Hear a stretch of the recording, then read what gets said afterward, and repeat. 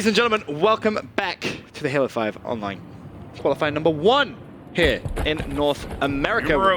Numero uno, Alex. And that excites me because it means there's so much more Halo 5 Guardians action to watch. Obviously, we just saw Evil Geniuses win in round number 5 against that, I believe, the Hype. Now they're at round number 6. They're going up against Allegiance, Golden Boy. What can you tell me about that squad? Again, you know, we talked about them a little bit in the show, right? You know, these are basically, like as I said before, the next generation of players, of course, along with Nated, a veteran in this space. This is a squad with tons of potential. We'll see if this will, this is essentially like their biggest test, in my personal opinion, in a tournament environment, especially for a tournament as important as this one. But it seems like they are going to be able to get the first cap here on CTF, and they do. They run that one right through the silo side. Beautiful work from the EG treehouse all the way over to their silo, and they are able to capture that one. That's typically the route that you're going to take in CTF. Brilliant work there out of Allegiance. Yeah, L-Town being the flag runner for the squad. And he did a fantastic job for a minute. I thought he was going to go down, but managed to play his life. Spectre with a big kill there on Lunchbox. That was the flag carrier. Taking a look at Lethal, top mid, as he's just raining down some shots, picking up the assist with the help from Snipe Down. That flag is going to be away. The question is, who has it in their control? Not going to be Lunchbox. Is it Roy? He has it so very close. This should be 1-1. And yes, it is going to be 1-1, and EG looking fantastic. And he also is going to have that railgun, which just causes so many problems. I wouldn't say it's a fairly easy gun to shoot, but I would say that it is, in the right hands, it looks easy, you know, because I've seen many a matchmaking noob just absolutely be terrible with it and kill me a couple times. Many a matchmaking noob. Many a matchmaking noob, my friend. Fair enough, fair enough. Railgun does actually go down. That's going to be on Roy's X. Heading over to Lethal, who looks as if he maybe just patrolling that bottom mid. Going to go for the jump and makes it very, very smooth. Of course, you may have seen Bravo teaching you exactly how to do that in map fly-throughs. Yeah, that jump is not easy. It is. You mess it up. You know, in the video they make it seem like it's so easy. Listen, it's not easy. Okay, don't let don't let Bravo unlock something for the pro players, because I can't do that jump. Really? Right? And I'm a super talented player. I mean, I'm like the best in the lobby when I play. God, my mom says I'm talented. Stop, please. Okay, also just want to note here, Snipe Down actually on the rush on the right side with the SMG. I'm a huge fan of this play just because he continues to harass and cause problems, and they're looking for him. They're going on the hunt, and just here comes Snipe Down just being a nuisance to this Allegiance team, and that SMG just absolutely shreds. But it is going to open up an opportunity for them to be able to fight from the treehouse side inside of the red flag. But of course, Allegiance fights that one back, and it really comes down to proper map movement here. You saw Roy trying to go for something. He is going to find, though, potential kill here. It is going to boost out. Can't quite get it. Roy Borg will fall. Yeah, I thought for a minute he may have actually got the kill with the grenade, but was unable to connect with that one either. After death, TJ, he's just look at the map presence, by the way, from Allegiance. They're playing. I feel like they're being forced somewhat to play very, very pinned back at the back of the base, very, very defensive. Mainly because, you know, as you kind of point out, Snipe Down with the SMG, making some sneaky plays. There's just been so much pressure that Evil Geniuses have been applying over towards, you know, Team Allegiance base. They haven't really, except obviously for that first flag cap, controlled a lot of the map. And the other thing about Fathom, too, is you are going to see a lot of players crouching, right? Of course, trying to take advantage of that radar and its short range, because you have these corners, right? A lot of corners in the treehouse that are just so frustrating to deal with. And again, Kratos, man, what I like about this Allegiance team is that they're just taking advantage of the map geometry and making the proper callouts, but it all comes down to acting on that, effectively acting on the callouts that are coming, you know, to you. That is where EG right now has been thriving, because now they have Allegiance on the back foot. You have Lethal and Roy working together on the right side, on the treehouse side, but no one pushing silos just yet. And typically, when you want to pull that flag, you want to pull it over to the treehouse because you're going to spawn them by silos, and it's pretty hard to stop. You can get a couple easy picks, especially if you have someone up at the top of the ridge. Nated has been playing for that railgun for quite some time. He went over their opponent's original respawn, able to pick up Lunchbox with that, but he was playing so patiently, just waiting for his teammates to clear the base. Didn't want to leave that top mid control. Unfortunately, not able to get the line of sight on Lunchbox. Recognizes there will be two players pushing from pretty much the opposite side. I believe Snipe Down will be one of those, but you can see the pressure now Evil Genius is going to put on Nated. knowing he has that railgun, he will finally fall. Roy basically just ran at him as his teammates did a fantastic job distracting him. Yeah. This is the thing about EG. They always work, like in those key moments, they just find a way to work together.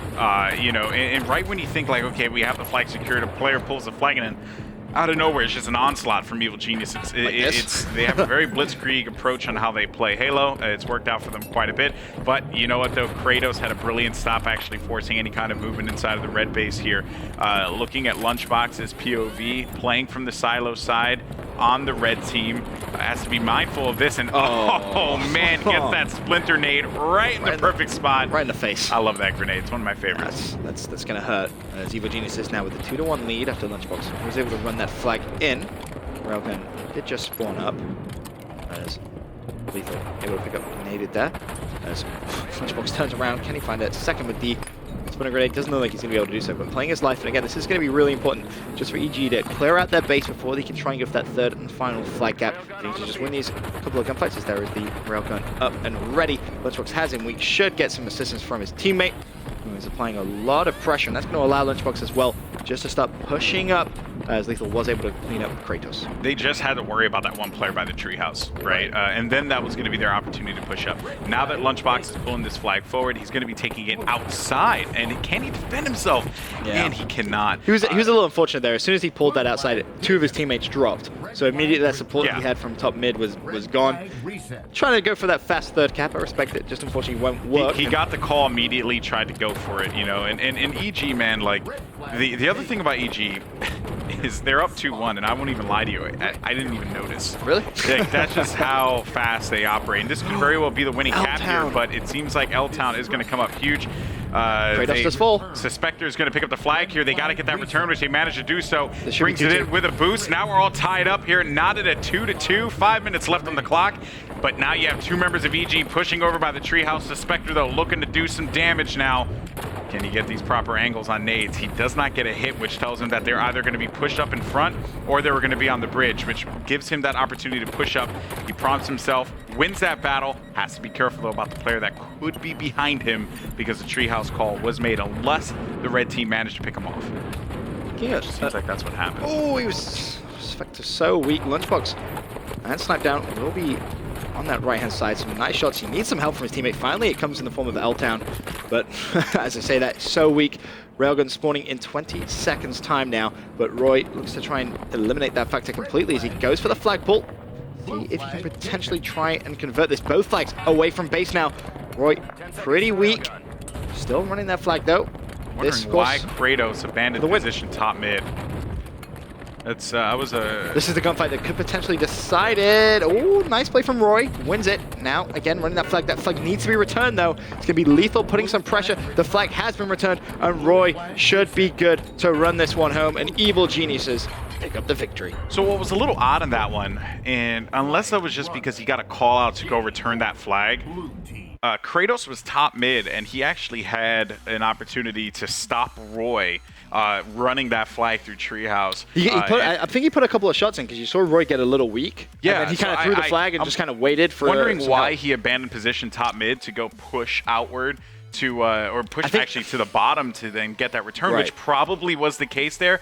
He did have Suspector as well by the silo, by the blue silo, which I thought at that point, yeah, they definitely have this potential return because no one sees him. As soon as I switched to Suspector, though, he was called out and shredded immediately. Just nothing he could have done there. CTF Fathom, though, going to Evil Geniuses. But now we're going to be going over to Team Slayer. Not quite sure what the game type is going to be, but regardless of the fact, with Team Slayer coming up, man, this is a team that could slay really well. I'm curious on how that's going to work out for. It's going to be Plaza, I believe, the map in the series. Evil Geniuses, we saw them in Slayer earlier on. They look so very good. Golden Boy. I can't see them losing this. I'm going to be honest. I think EG, cruise through this 2-up. You wouldn't be wrong for making that prediction. It's certainly not a bold one. But let's go ahead, hop into the action. It's going to be Plaza, Slayer, and it's all going to be about that overshield at the beginning. Roy's going to look to go and push it. He does manage to get the overshield as we switch to him. He's going to be hanging out by Sniper, taking a couple shots there right near Cinema, and he's going on the chase. He's saying, you know what, I'm not even going to hang out up top in the Cinema. I'm just going to just see if I can get this kill. Luckily for him, he had teammates there. They are going to win that snipe side. And Lunchbox staying up as well. It seems like he hasn't really been able to use his OS as much as he would have wanted to because his teammates haven't gotten those kills. Very true. Very true indeed. He gets tagged up. Well, top turns around, and his OS will be gone now. So, as you said, L-Town shoots the barrel, and Roy falls. As you said, not the most efficient OS, but you know, it's the first OS of the game. Gets it, make sure the enemy doesn't get it is also, if not as valuable at the very beginning. Oh, 100%. And another thing you got to point out there was 3 members of Allegiance just getting shut down right away. You're going to have Snipe down with his namesake. He sees his target, but he's not going to go for it. He probably has one of the steadiest shots, and just he's so patient. You saw that right there. Any other player would have went for the shot, got the body shot. Not Snipe down. He waits for the opportunity because he knows that they always come back around. They always want to try and challenge. General rule, Snipe down with a sniper is just scary at times, and you see him just looking down bottom stairs, see if he can pick up. Woo! My goodness gracious. Okay. All right. I see you Snipe down. Yeah, I'm telling you, man, this guy, he's just disgusting. Now you're going to have Roy, who's hanging out by light rifle, Snipe down looking to pick off a couple faces. They have to be so cognizant of this player by Cinema. They have to knock him out. They have to get him out of there, or just not even, you know, kill him, but just rattle him, make him ineffective. And that area is one of the most annoying spots on Plaza. A good shot for Snipe down, but he gets the double because L-Town challenges around it. He had no other choice, man. There was nothing else that he could have done in that situation. He had to get out of there. He was ineffective in that area. Calling him out's one thing, but if you're not able to put down any kind of shots, and just look at the clinic that Snipe down's putting out there. His teammate, though, able to get that overshield, perhaps. I think his teammate got it. I think APG was the one who secured that one. Let me look around. Yes, APG did end up getting it, but man, disgusting shots there from Snipe down. So good with the sniper. And again, earlier on, when we were watching Evil Geniuses for the first time, we were talking about how they control the power weapons and the power-ups on the map, and how it's fetching in Slayer that gives them a big lead. Just look at the damage which has already been done in that score gone away. It's 19-8, double the score overall. And Snipe down with that sniper, he still has it, and 3 shots left. You talked about him being super patient. He's going to be super patient still. And most likely, Sniper Rifle is going to be up again, and he can just walk backwards. He's 10 seconds, and he'll be able to completely replenish the ammo on that. Will be tagged up, but dips out. Nice play from Snipe down. He can now just replenish his ammo. Yeah. But he needs some support. He can't go for this by himself. No way. No, he cannot. He is going to have Lunchbox with him, but they have to worry about the players that are going to be surrounding them.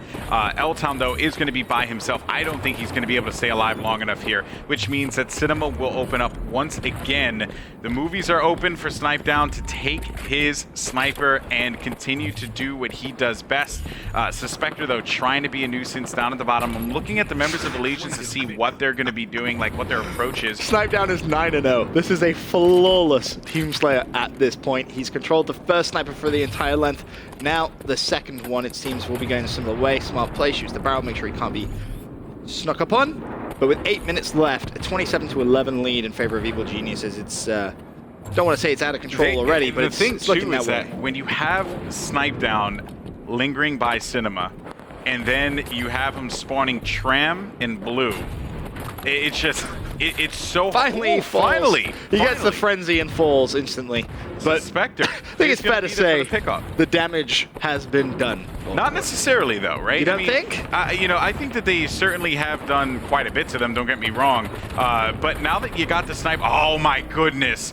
Suspector went for that one. He went for the OS and just could not pick it up in time. EG wins another power-up, which has pretty much been the story of EG in the matches that we've seen of them. They've been going after those power-ups. They've been winning those battles time in and time out, and it's reflected on the scoreboard. But I don't want to count Allegiance out just yet. If any of these players get on a hot streak, they could realistically do some big damage here. But then again, though, they're going to need to control the next OS. If they're going to have any chance of coming back into this game, that's going to have to be the first thing. They need to get rid of Snipe down with the sniper because he's managed to pick it up once again. Where is he? There he is. Snipe down currently sitting at 13-1. Just one death shows you how efficient he's been with that sniper, especially considering Evil Genius is now just 14 kills away from another hot 2-0 victory, which will progress them through further into the bracket, actually put them in that round 8 Oh, sorry, the top 8. Yeah, they'll be in the top 8. Every player at this point in time is just paranoid because of Snipe Down and the presence that he has on Cinema. You have players spawning in Tram. You have one guy by light rifle, another one by blue, and another one by yellow. And they're pretty much just getting pinned because EG knows exactly where they're located. There's really not much more you can do about it. They know that they're pinned inside of blue all the way back there. They know it, right? There's just nowhere for them to go. And Snipe Down is just waiting to find the angles. Just an FYI, 14 kills, 5 assists, 5 deaths for Lunchbox. 13 kills, 2 assists, 1 death for Snipe Down in this matchup. 1 death. And what's scary is Sniper Rifle up again. They have to contest Snipe Down. They cannot allow him to just pick up that ammo. But, you know, the teamwork is just so strong. Lunchbox with a kill. Roy with a kill. I feel so sorry for Allegiance because they just can't get close to Snipe Down. It's simply his presence, and you should probably just go to another player because what Snipe Down doing is here, sure, he's picking off some faces, but what he's doing is he's putting the fear of the sniper rifle in Allegiance. OS is up. This is going to be the chance for Allegiance. Yeah, well, they're not going to get it because they're all pinned inside of blue, and Snipe Down's making sure that no one comes out of that big door. So again, they put the fear of the sniper in Allegiance, and because of that, Allegiance, they're getting picked off by the other members of EG because when you think you have exactly that to deal with Snipe Down and you think he's the one carrying the game, you could just look at the scoreboard and realize that Lunchbox has 16 kills. Roy has 9 kills and 10 assists. Lethal has 6 kills on his person as well. But Lunchbox, that is the statistic that you have to keep in mind. 16 kills, 7 assists for him so far. He's pretty much been causing problems. I think you may see Snipe Down get maybe a little aggressive with that sniper rifle now. Ooh, goes to the no-scope, misses. Misses again, too, but he has plenty more bullets. Doesn't even matter. He went for the razzle-dazzle. Couldn't quite find it. It's over. I expected him to go for something fancy towards the end, but as you said, you summed that up so well, Golden Boy. It wasn't necessarily that, you know, Snipe Down was just getting all the kills with the sniper rifle. Don't get me wrong. He started off 9-0, gets the frenzy before finally being shut down. He was doing work with the sniper rifle, but the mere fact that he had the sniper rifle and controlled that whole area for as long as he did meant Allegiance were basically trapped at the other side of the map. They had no choice. Exactly. And it's like, oh man, let's worry about Snipe Down. Wait a minute, Lunchbox is pretty much up our butts, just all over us, right? Like, there's nothing you could do at that point. Talking about the stats here, Lunchbox with 18 kills, 7 deaths. Snipe Down, 15 kills, 2 deaths. Meanwhile, Roy had 10 kills, 10 assists, and 8 deaths. APG, 7 kills. Or APG, jeez, TJ, you know that? Anyway, Lethal, 7 kills, 8 assists, 5 deaths. On the other side, Suspector, L-Town, Kratos, and Nated, 7, 6, 5, 4, respectively. They just couldn't get anything going. They couldn't find their groove. Snipe Down shut them down, and they walk away with another 2-0 victory here. And these are not like cakewalks. These are, you know, BTH and Allegiance, 2 teams that we highlighted at the beginning of the show. They are not cakewalks. They're talented rosters. 8 of the best Halo players that, you know, in the pool of all of Halo, and yet EG just makes it look easy. This is why they're HCS Season 1 and 2 champions. You just cannot praise them enough. I know everyone's like, darn, man, this guy, he is all over EG, but like after you see that, how can you not be? I mean, they're a dominant squad, but I want to take this time now to just take a look at the bracket once again and just update everyone with where every team is in that bracket. I believe up next, though, we will be jumping into Envious versus Crowd Pleasers. That's going to be another round 6, top 16 game, so they'll be fighting for that top 8. But for now, let's jump over to the bracket and just get a quick update. Still going to be pretty chaotic until we get to that top 8, and then we'll have all kind of nice fancy graphics, which make things very, very simple. Top 8 will be 1,500 points, by the way. So pretty sizable amount of points. Over at the top, Noble Esports at the top. They went up against Team Agency, and Noble managed to pick up that victory. So I believe I called that one. You did. I also said I think Noble. Not that I don't have faith in the Agency, but Noble was the #1 seeded team coming into this tournament based off of the ladder. Okay. They're a great team, and you know, they're without a doubt a great online team. I would love to see this team on LAN, but Noble certainly has a lot of potential there. As we scroll further down, it looks like Noble's going to be playing Without Warning in the round 6 game.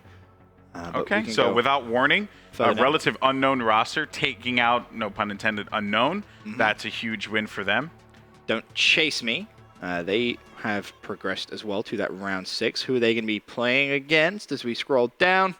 It's going to be Let's Get This Money. Okay.